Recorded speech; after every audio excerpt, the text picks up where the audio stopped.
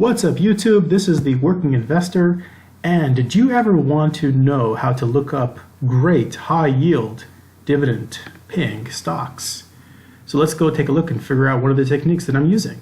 So there's a great website called dividend.com, and they have a tab here called Screener. It's a really good way to screen it down what you're looking for, because not all high yield dividend stocks, if you look over here, like the highest yield dividend stock, if you just want to go from the highest, you can get 55.16%. So you, for every $20 that you spend, you're going to get an annual realized return of $11.13. However, I'm sure you've heard from a lot of different investors that if it's super high yield, like anything above 12% or so, how, you have to wonder, how is the company actually making money by giving such a high yield? And you don't want to get into a stock that's going to be high yield initially and eventually going to like drop. So sometimes you want to do some filters. So let's do any sector, any industry. Let's do a market cap of, let's say, at least a mid market cap. Dow and share types, who cares? Price and yield payout, that's kind of important.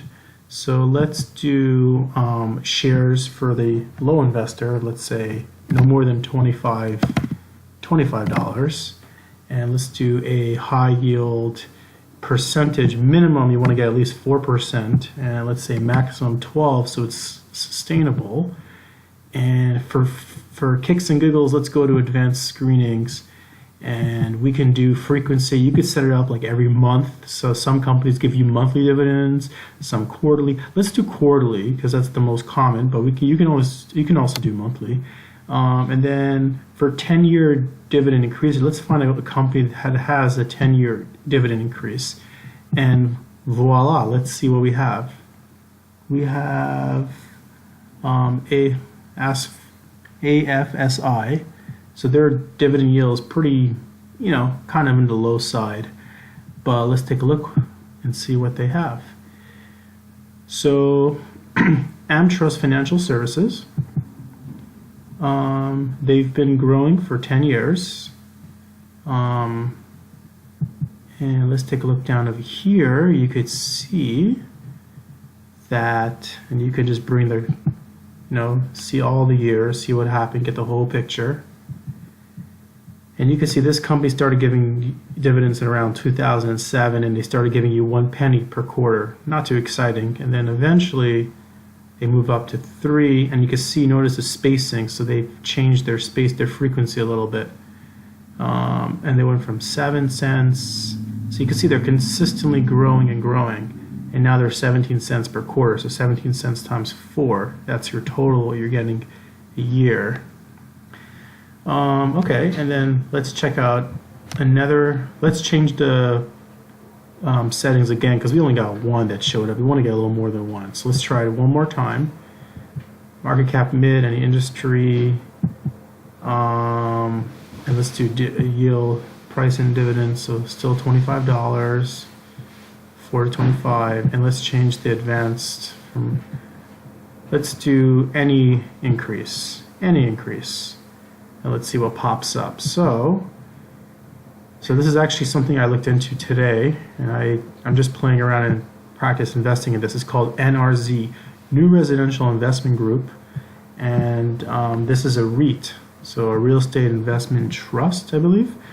And I was looking at their dividends from 2013 to 2017, so they're fairly new. They started off with 14% quarterly, and then they kept rising. They were talking about maybe they went down again. And here they had a split, so if you had one share, they split it into 2. So and then they went back up to 38, and you can see they're still growing. They have a nice healthy growth. And what I always like to do is I like to go on Yahoo Finance and take a look at the actual company, because besides making the dividend yield, it'll be a nice plus if you have a company that's actually growing and increasing, and the capital is increasing, so you can get some capital gains. So if you see at the maximum, since inception of 2013, they've been growing. If you look at the year-to-date, the 5-year, year-to-date, this is a solid company. It seems pretty solid. The past 6 months and month are not doing that great, so maybe you can buy in cheaper right now. And again, you can see over here that they give you $2 per year per share. So for every $17.14 as of today, you get $2. And that means they're giving it quarterly, so you're going to get 50 cents per quarter. That's 11.64% on your return just from the dividends. And if it's gonna, because it's down now, it's a little scary, but overall it's been growing. So maybe, I'm not sure how to interpret this, but maybe you're buying it cheaper now and you can get, it can consistently grow. But anyways, even if you would lose around 9% per year, in capital gains, it'll kind of neutralize because of the dividends. And then why I say 9% is because inflation is about 1.9%. So if you lose 9%, that means you lost 11% per year, but then you kind of recoup it. So it kind of gives you a little bit of like a security, and you do want to check up on the stock and make sure the dividend yield is the same or getting higher. Otherwise, you may want to always change and pull out. Anyways, guys, I hope you guys enjoyed. If you like it, please give me a thumbs up and subscribe. Thank you.